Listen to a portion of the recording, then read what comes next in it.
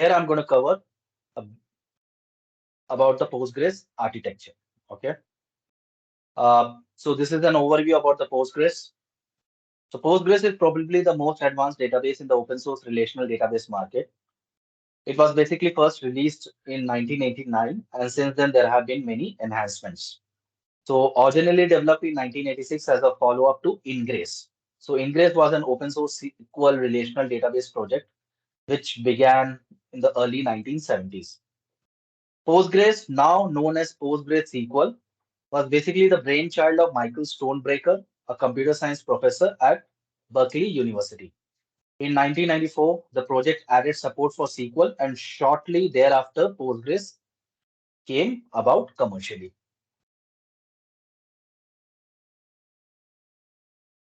So this is the brief release history about Postgres. So right now you can see the version 16 is available, and it was released in September 2023, and the final release is expected to be until 2028. So started from 6.3 all the way to the version 16. Now coming to the components of Postgres architecture. So the physical structure of the Postgres SQL is very simple. It basically consists of your shared memory and a few background process and data files.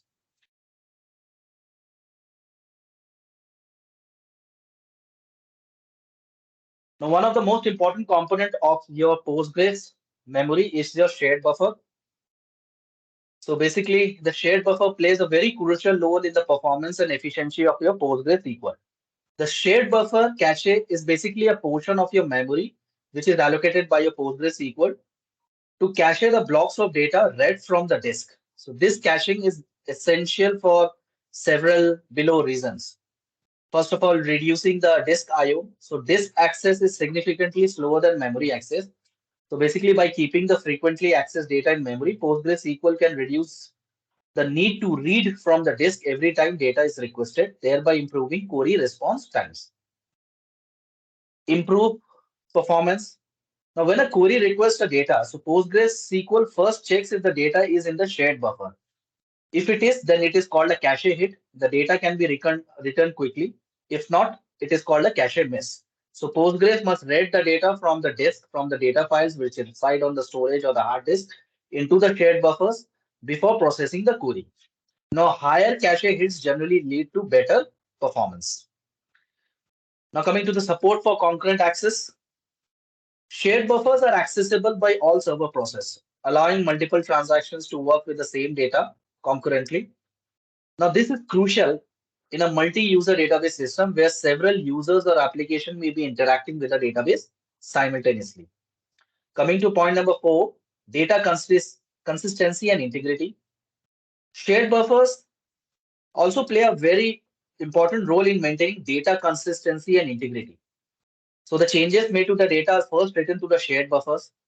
These changes are later written to disk in a controlled manner through checkpoints and background writer processes, ensuring data durability and consistency even in the event of a crash. Okay. Now coming to the next point, which is the efficient use of system resources.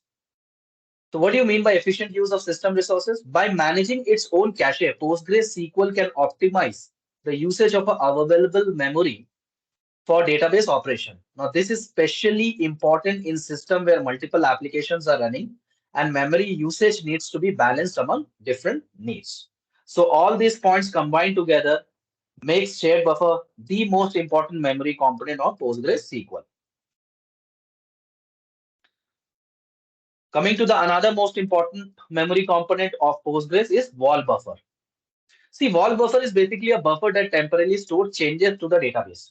So the changes in the shared buffers are also coupled with wall. Wall stands for write ahead logging, ensuring that any change to the data is first logged. This mechanism is very, very essential for your recovery and replication process.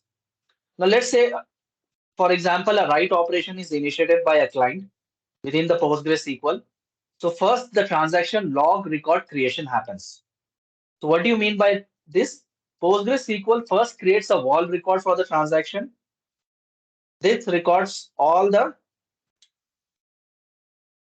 details necessary to redo the operation for your recovery purposes or undo it for your rollback purposes. This wall record is temporarily stored inside your wall buffer. So basically, the content stored in the wall buffer written to the wall file at a predetermined point in time. Also, from a backup, recovery, and replication point of view, wall buffers and wall files are very, very important. So always remember this. Now, moving to the next point, background process. So there are a couple of background processes which are there in Postgres, which are mandatory and which are very important as well. We have a background process known as logger, which write the error message to the log file. Then we have something known as checkpointer. So when a checkpoint event occurs, so whatever the modified buffer that is there in your shared buffer is written to your respective data files. Then we have background writer, BG writer, which periodically writes the dirty buffer to a file. Okay. Then we have a wall writer, which writes the contents of the wall buffer to the wall file.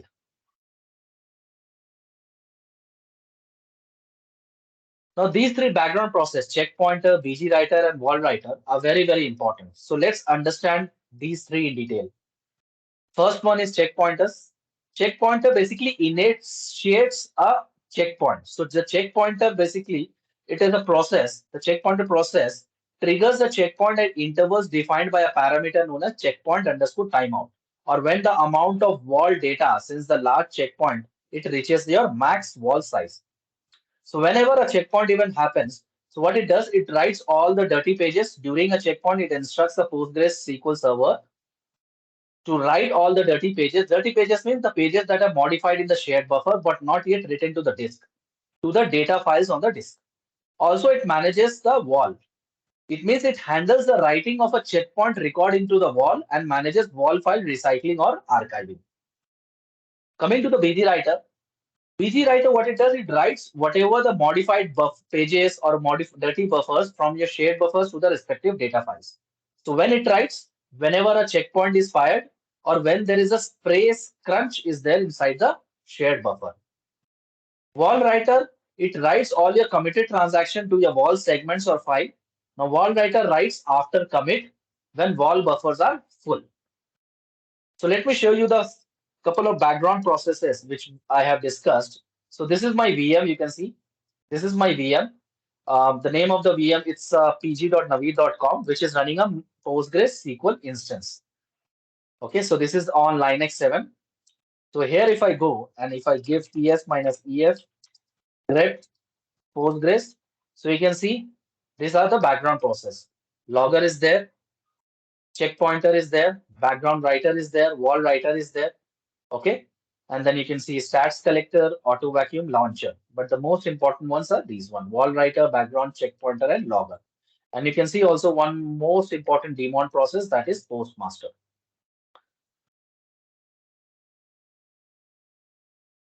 Now coming to the Postgres process types. So how the Postgres process type works. So this is the diagram that demonstrates the Postgres process type. So basically we have four types of process in Postgres. One, we have the postmaster, which we called it as a daemon process. Then we have already discussed about background process like checkpointer, BG writer, wall writer, logger, auto vacuumer. So these are the background process. Then we have something known as backend process, also known as Postgres process. And then at last we have something known as the client process. So the postmaster is basically the first process. Okay, so this is how the process diagrams looks like. So how the process flow means how which process works first or which process does what. So this is the process flow diagram. So the postmaster process is the first process which is started when we start the PostgreSQL server. PostgreSQL cluster or instance. At startup, it performs recovery, it initializes the shared memory and run the background processes. It also creates a backend process where there is a connection whenever there is a connection request from the client process. So basically, postmaster is the parent process of all the postmaster process, Postgres process, hence the context name. So basically, a connection request is received from the front-end application. Now, after authentication and authorization, it hits the postmaster, which in turn spawns a backend process, which we call it as a Postgres. Now, after authentication, it connects to the shared memory.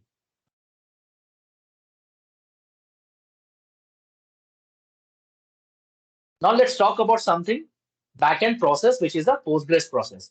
See, the backend process performs the query request of the user process and then transmits the result. Now, some memory structures are also required for your query execution within the PostgreSQL. So those memory, which we call it as sometimes we call it as a local memory. So in PostgreSQL, each backend process, typically one for each connection or operation, it interacts with the work mem, which is another memory, small memory component, setting to manage memory usage during certain operation. So here you can see work mem. So the work mem is a parameter in PostgreSQL configuration that basically determines the amount of memory that will be used by internal, your sort operation, hash tables, before writing data to the temporary disk files. Now, understanding how this works is very key to optimizing performance and managing resources effectively. So work mem, as I told you, this is a memory space used for sorting, bitmap operation, hash joins, and merge joins. The default setting is around 4 MB, okay, and it is attached with each Postgres process. So this is something which you have to always keep in mind. Now, how the statement is processed. See, statement processing basically happens. So whenever any query, whether it is a read query or a write query that hits the PostgreSQL cluster. So basically, there are three stages of statement processing that happens internally or within the Postgres instance. So first thing we call it as a parse or parsing. So where the syntax is checked and the query type is identified. Then we have something known as optimization. So it basically generates the execution plan using database statistics and then chooses the best plan out of the generated plan. And at last, we have something known as execution.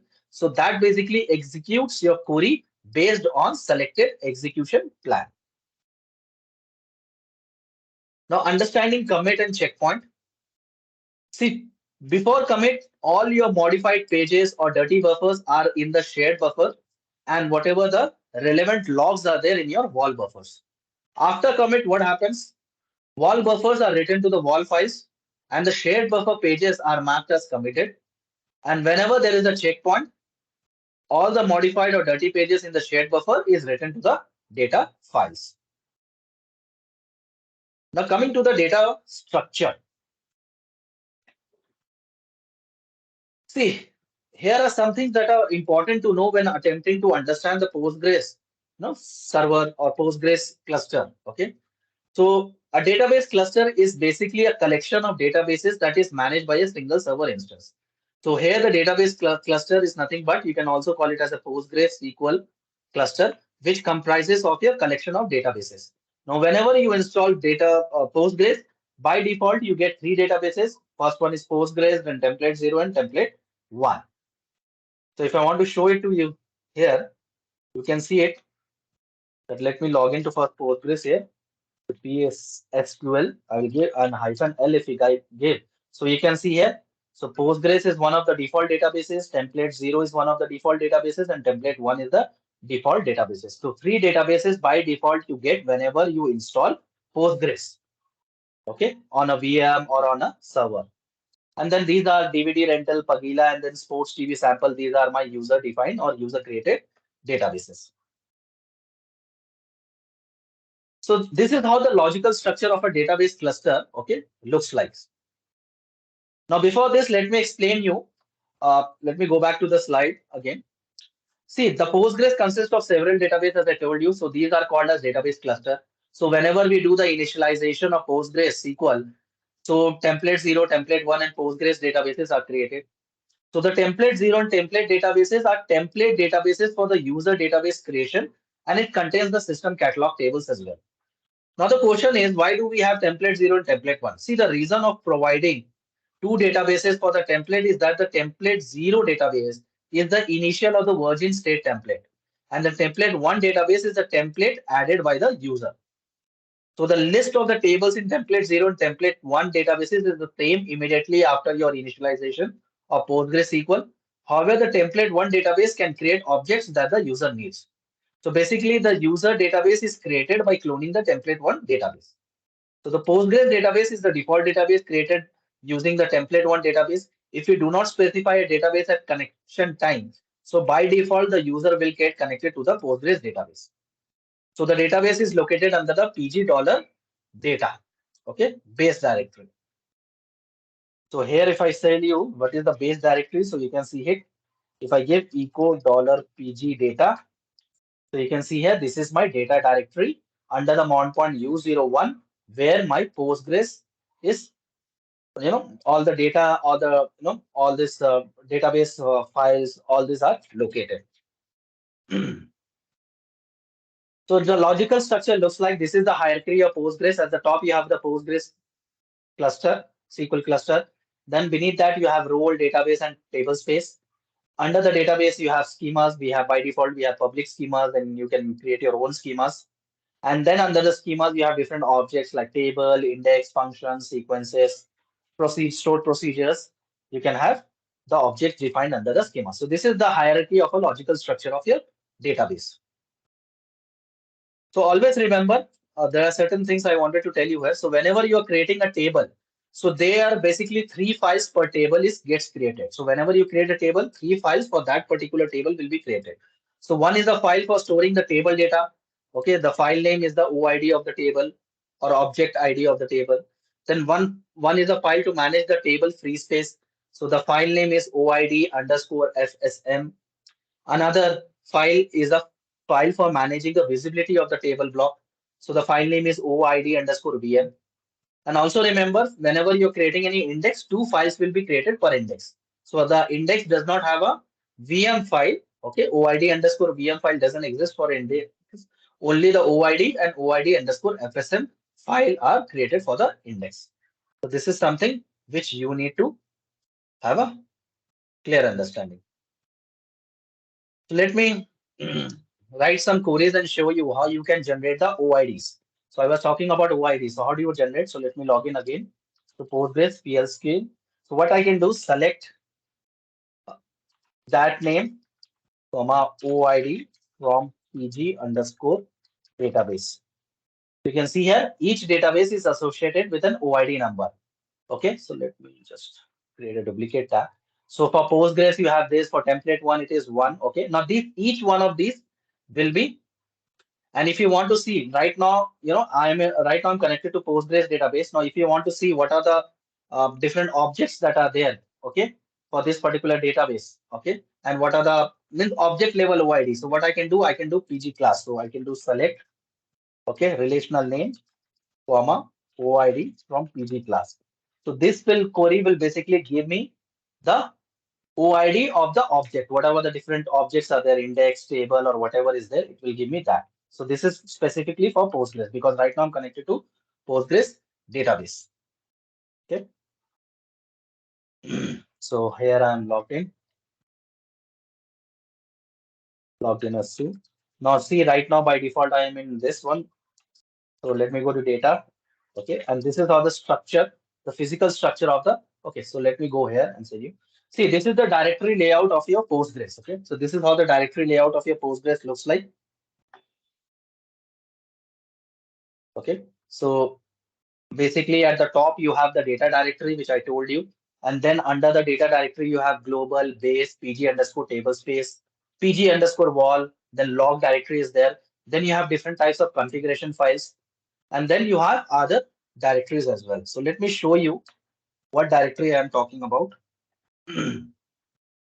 So you can see here right now I'm under data directory. So this is my data directory. Okay, so another way of confirming is if you give ps minus ef grep postgres in your Linux VM. So you can see here postmaster. This is the daemon that is running and it is referencing the data directory data. Okay, so right now I'm in the data directory and you can see these are all the directories are there. You can see here log directory is there, base directory is there, PG wall is there that contains your wall files. Okay, and then you have something known as the configuration file like postgres.conf is there, and then pghbf or which all IP address or host name can connect to the database, and then auto.conf is there. Okay, then you have something known as PG table space. So whenever you create any default, any table space, there will be a soft link that will be created here. I will be touching this topic as well. So once you go under the base, okay, so once you go under the base, CD base. Okay, so you will see the OIDs. Okay, so this is the OID of each of the database. So let's say I'm going under. Um, so these are the OIDs. So let me say if I go into sports DB sample, which is 16852. So CD 16852, this one. If I go here, you will find files are there. Now, if you see here, as I told you, there are 3 files for each table. Okay. So let me go at the top. You can see here. Okay. So we have 3 files. Okay. So we have 1255, probably 1255. So each file, this file belongs to a table. Okay. Then you have underscore FSM. Okay. So see here, 02 is there. Okay. So 2 files are there. Okay. So one for the visibility map for each tables. Okay. 3 files per table will be created. Okay. And then 2 files per index. So this is what. So each is a file related to a table here. So this is how you can, understand that. Okay. So you can see here this one, the last one. So you have 2619. So definitely this is a table file. So this is the original table file. This is the under FSM, and this is the VM. Okay. Now if you want, you can connect to -c, and then you can give sports DB. Okay. And then you can select that name OID from PG class, where let me get this rel name equals to, so, or where OID equals to, so what is this? 2619. Let me check. Okay, so you can see here PG statistics. It's a table or a catalog table, you can call it. So which is having a 2619, and it has this one. Okay, 3 files are there for this. So this is how we can figure it out. Okay.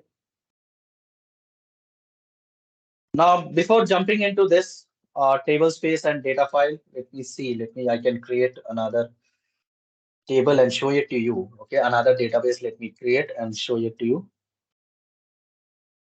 Okay. So as I told you, okay, so different files we have create table. Okay, so let me create a simple table here and show it to you guys. Control V. Let me come out of this. SQL -L. So let me create a different table. Create database test DB. So this is an empty database that I have created, and then -c test DB. I am connected to the test DB as a Postgres user. Let me create a file here. Create a table. Let me create an account, and then I will give simply AINT. Okay.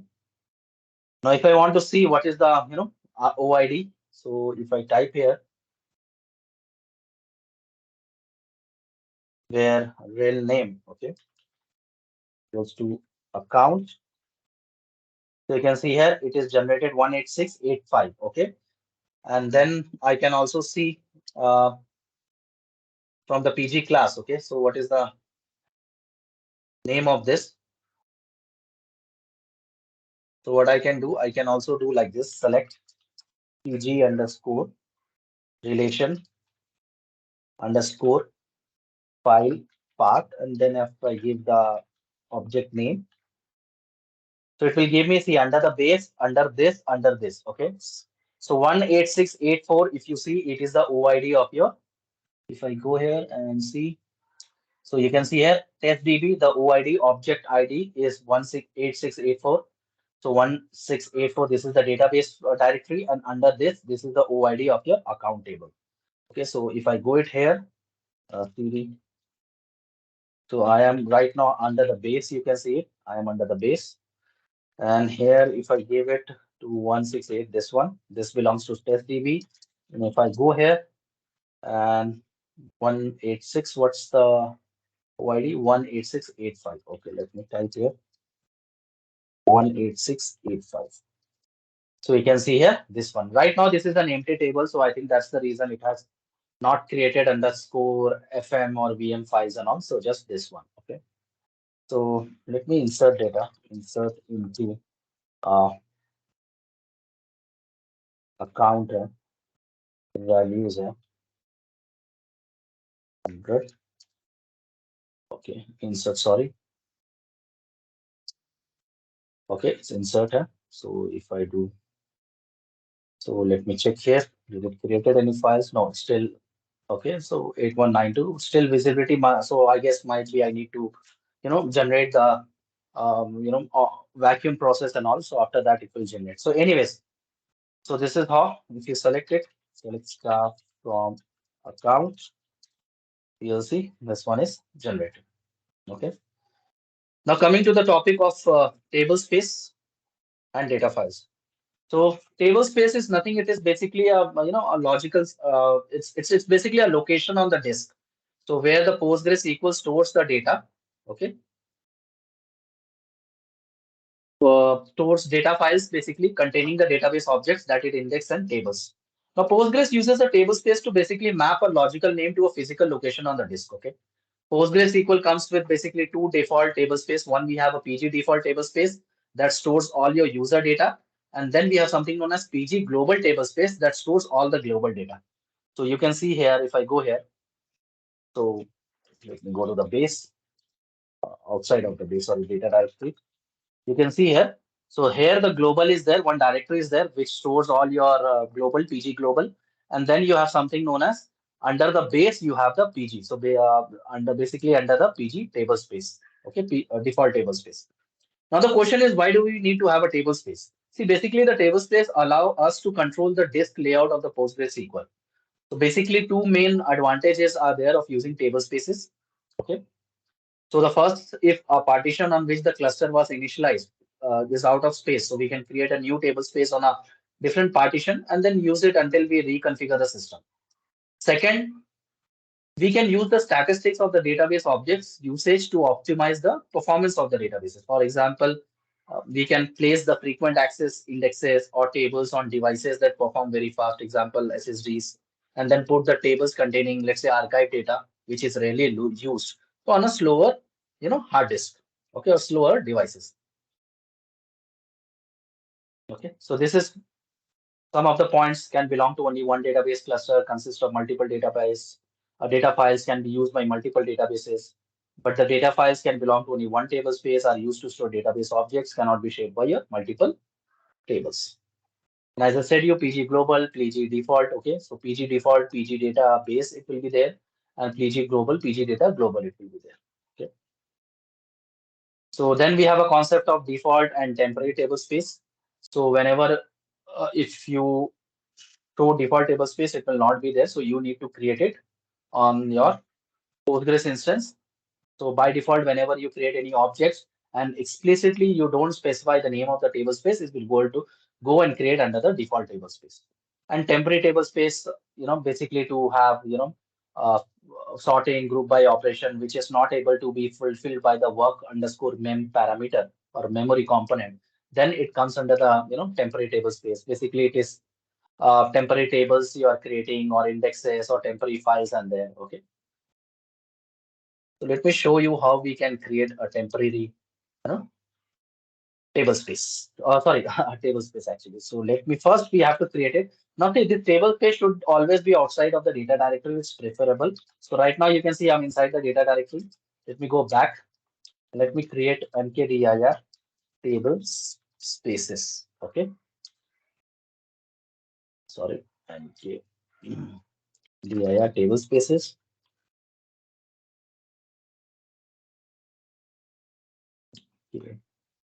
Yeah. Okay. So ls minus lpr, if I do, you can see a table spaces is created, which is a directory outside of the data directory. Now here, what I will do, I'll go to this one /c. I'm already in testdb. I will create a table space. So let's create table space. I will give it as tb is tb s1, and then I will give the location. Okay. So let me go with the fully qualified name. So cd. If I go here and let me take the bar. Okay. So this is the fully qualified name I will give it. Okay. You can see here table space created. Okay. Now where exactly this table space is created? Okay. So you can see here ls minus ldr. You can see here this Postgres 14 today's date is mentioned. Then I will go here.